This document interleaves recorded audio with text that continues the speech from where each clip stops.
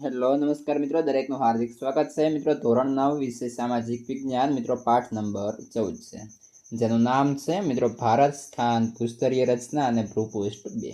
તો મિત્રો સંપૂર્ણ સ્વાધ્યાયનું સોલ્યુશન કરીશું તે પહેલા ચેનલમાં નવા છો તો ફટાફટ ચેનલને સબસ્ક્રાઇબ કરી લેશું। તો મિત્રો જોઈએ પ્રશ્ન 1। નીચે આપેલા પ્રશ્નોના આપણે ટૂંકમાં ઉત્તર આપવાના છે। પહેલો પ્રશ્ન, હિમાલય પર્વત શ્રેણીઓ કયા કયા ઘાટ આવેલા છે? તો હિમાલય પર્વત શ્રેણીમાં નાથુલા, જેપાપલા, સિપકીલા વગેરે ઘાટો આવેલા છે। ત્યારબાદ પ્રશ્ન 2 છે, રેગોલિથ એટલે શું? તો રેગોલિથ એટલે જમીન એ ખડકોના ખવાણથી ફલિત પ્રદેશ છે। ખડકોની સપાટીવાળા ભાગોનું વરસાદ, તાપમાન, હિમ, હવા, વનસ્પતિ વગેરે પરિબળોથી ખવાણ થતાં ખડકોનો ભૂકો બને છે અને ભૂમિ આવરણ તૈયાર થાય છે। ભૂમિ આવરણમાં ખડકોના નાના મોટા ટુકડા, કાંકરા, માટી, રજ વગેરે હોય છે, જેને રેગોલિથ કહેવાય છે। પ્રશ્ન 3 છે, ખડકોના મુખ્ય કેટલા અને કયા કયા પ્રકારો છે? તો એક કે તેથી વધુ ખનિજોના બનેલા સંગઠિત પદાર્થને ખડક તરીકે ઓળખવામાં આવે છે। ખડકોના મુખ્ય 3 વિભાગો પડે છે, આગ્નેય ખડક, પ્રસ્તર ખડક અને 3 રૂપાંતરિત ખડક।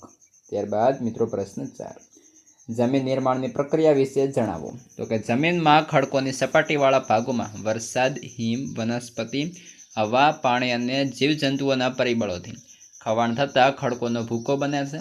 આ ઉપરાંત ખનિજ દ્રવ્યો અને જૈવિક દ્રવ્યો હવા અને પાણીમાં ભળવાથી તેમાંથી જમીન બને છે। જમીન નિર્માણની પ્રક્રિયા ઘણા સમયની છે। મિત્રો આપણે ચેનલ પર તમારા તમામ વિષયના સ્વાધ્યાય, સ્વાધ્યાયન પોથી, નકશા પોથી, પ્રયોગ પોથી તમામનું સોલ્યુશન ઉપલબ્ધ છે, જેની તમામ લિંક આ વિડીયો ડિસ્ક્રિપ્શનમાં મિત્રો આપેલી છે। પ્રશ્ન 2 જોઈએ, શબ્દ સંકલ્પનાઓ સમજાવો। પહેલું, નિક્ષેપણ। તો કે પૂરના મેદાનો, નદી વચ્ચેના ટાપુઓ, નદી, હિમનદીઓ, પવન, દરિયાના મોજા જેવા ઘસારાને પરિબળો થતાં કાંપ માટીનું નિક્ષેપણ કહેવાય છે। 2, બાંગર। તો કે પૂરના મેદાનોથી બનેલી આ જમીનો મુખ્યત્વે નદીઓની નજીકના ક્ષેત્રોમાં જોવા મળે છે। તે પ્રમાણમાં રેતાળ હોય છે, જ્યારે નદીઓના ઉપરવાસમાં આવેલી એકંદરે જૂનો કામ ધરાવતી જમીન બાંગર તરીકે ઓળખાય છે।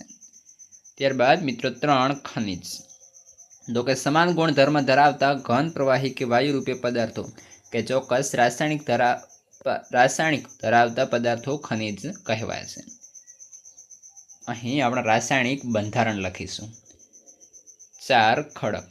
તો કે પૃથ્વીના પોપડામાં ભૂકવચમાં આવેલા બધા જ ઘન પદાર્થોને ભૂસ્તરશાસ્ત્રીની ભાષામાં ખડક કહેવાય।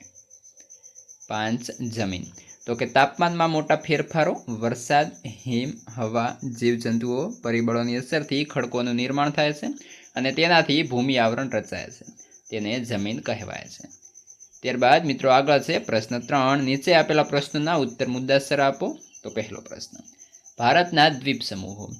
તો કે ભારતમાં કેટલાક દ્વીપ સમૂહો આવેલા છે? અંદમાન, નિકોબાર અને લક્ષદ્વીપની એ મુખ્ય દ્વીપ સમૂહો છે।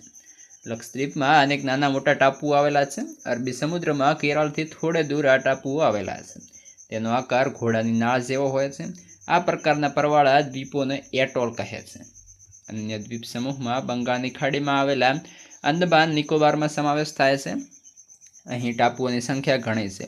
ભારતમાં નદી કિનારાથી દૂર આવેલા ત્યાં પર્વતની હારમાળા છે। આ ટાપુ 350 કિમીના વિસ્તારમાં પથરાયેલા છે। નાના મોટા કુલ 572 ટાપુઓમાંથી અંદમાન જૂથના કુલ 25 ટાપુઓ અને નિકોબાર જૂથના કુલ 13 ટાપુઓ પર વસ્તી છે। આમ અંદમાન નિકોબાર ટાપુઓ દેશની વ્યૂહાત્મક સુરક્ષાની દ્રષ્ટિએ ઘણા મહત્વના છે। મિત્રો વિડીયોને ખાસ લાઇક કરવાનું ભૂલાય નહીં। ત્યારબાદ આગળ છે પ્રશ્ન 2, ભારતની જમીનના પ્રકારો જણાવી વિસ્તૃત માહિતી આપો। તો જોઈએ ભારતની જમીનના મિત્રો 6 પ્રકારો છે, કાંપની જમીન, કાળી જમીન, રાતી જમીન, પડખાઉ જમીન, પર્વતીય જમીન, રણ પ્રકારની જમીન। જેમાં કાંપની જમીન જોઈએ તો કે તેના પણ 2 પ્રકાર છે, ખદર અને બાંગર। તો કે નદીઓના નિક્ષેપણથી તૈયાર થતી આ નવા કાંપની જમીનને ખદર તરીકે ઓળખવામાં આવે છે। તે પ્રમાણમાં રેતાળ હોય છે, જ્યારે નદી ખીણોના ઉપરવાસમાં આવેલી જૂનો કાંપ ધરાવતી જમીન બાંગર તરીકે ઓળખાય છે। પંજાબ, ઉત્તર પ્રદેશ, બિહાર વગેરે રાજ્યોમાં આ પ્રકારની જમીન આવેલી છે। કાળી જમીન। તો કે આ જમીન મહારાષ્ટ્ર, મધ્યપ્રદેશ, ગુજરાત, કર્ણાટક, આંધ્રપ્રદેશ વગેરેમાં જોવા મળે છે। આ કાળી જમીન દ્વીપકલ્પીય ઉચ્ચ પ્રદેશની ભેટ છે. આ જમીન ચીકણી અને કસવાળી હોય છે. તેમાં ભેજ સંગ્રહણ ક્ષમતા વધારે હોય છે. કપાસના પાક માટે અનુકૂળ છે. તેથી તેને કપાસની કાળી જમીન કહે છે. 3. રાતી. તો કે રાતી જમીન આગ્નેય અને રૂપાંતરિત ખડકો ધરાવતા ક્ષેત્રોમાં રાતી જમીન આવેલી છે. લોહ અને સેન્દ્રિય તત્વોને લીધે આ જમીનનો રંગ રાતો દેખાય છે. ગોવા, તમિલનાડુ, ઓડિશા અને ઝારખંડના કેટલાક ભાગોમાં રાતી જમીન જોવા મળે છે. ત્યારબાદ પડખાઉ જમીન. તો કે વધુ વરસાદને કારણે તીવ્ર ધોવાણના પરિણામે સ્વરૂપે પડખાઉ જમીન તૈયાર થાય છે. જૈવિક દ્રવ્યોનું પ્રમાણ ઓછું હોવાથી આ જમીન ઓછી ફળદ્રુપતા ધરાવે છે. આવી જમીન દક્ષિણના પહાડી પ્રદેશો, કર્ણાટક, કેરળ, ઓડિશામાં જોવા મળે છે. પર્વતીય જમીન. તો કે જંગલોને કારણે જૈવિક દ્રવ્યોનું પ્રમાણ વધારે હોય છે. શિવાલિક પર્વત શ્રેણીઓ પર આ જમીન ઓછી કસવાળી અને અપરિપક્વ જણાય છે. આ જમીન રેતાળ, છિદ્રાળુ અને જૈવિક દ્રવ્યોના અભાવવાળી જોવા મળે છે. મેઘાલય, અરુણાચલ પ્રદેશ, ઉત્તરાખંડ, હિમાચલ પ્રદેશમાં આવી જમીન જોવા મળે છે. રણ પ્રકારની જમીન. તો કે આ જમીન ભારતના શુષ્ક અને અર્ધશુષ્ક વિસ્તારો જેમ કે ગુજરાત, રાજસ્થાન, પંજાબ, હરિયાણામાં જોવા મળે છે. ક્ષારકણોની અધિકતા અને જૈવિક પદાર્થોની ઓછપ જોવા મળતી હોય છે. આગળ મિત્રો પ્રશ્ન 3 છે. ખનિજોનું વર્ગીકરણ કરો. તો કે પહેલું ધાતુમય ખનિજો એટલે કે ધાત્વિક ખનિજો. તેની અંદર પહેલું કિંમતી ધાતુમય ખનિજો. તો કે સોનું, ચાંદી અને પ્લેટિનિયમ વગેરે. બ હલકી ધાતુ. તો મેગ્નેશિયમ, બોક્સાઇડ અને ટિટેનિયમ વગેરે. ત્યારબાદ સામાન્ય ઉપયોગમાં લેવાતા આવતા ખનિજો લોખંડ, તાંબુ, જસત, કલાઈ અને નિકલ. મિશ્ર ધાતુ રૂપે વપરાતા ખનિજો ક્રોમિયમ, મેંગેનીઝ, ટંગસ્ટન અને વેનેડિયમ. ત્યારબાદ અધાતુમય ખનિજોની અંદર ચૂનાના ખડકો, ચોક, એસ્બેસ્ટોસ, ફ્લોરસ્પાર, સલ્ફર અને હીરા વગેરે. સંચાલન શક્તિ માટેના ઉપયોગમાં લેવાતા ખનિજો તો આવશે કોલસો, ખનિજ તેલ અને કુદરતી વાયુ ઉપરાંત થોરિયમ વગેરે. આગળ મિત્રો પ્રશ્ન 4. નીચેના આપેલા પ્રશ્નોમાં યોગ્ય વિકલ્પ પસંદ કરી જવાબ લખો. તો જોઈએ જેની અંદર પહેલો પ્રશ્ન છે પતકાઈ ટેકરીઓ અરુણાચલ પ્રદેશ. તો લુસાઈ તો મિત્રો આવશે ઓપ્શન સી મિઝોરમ.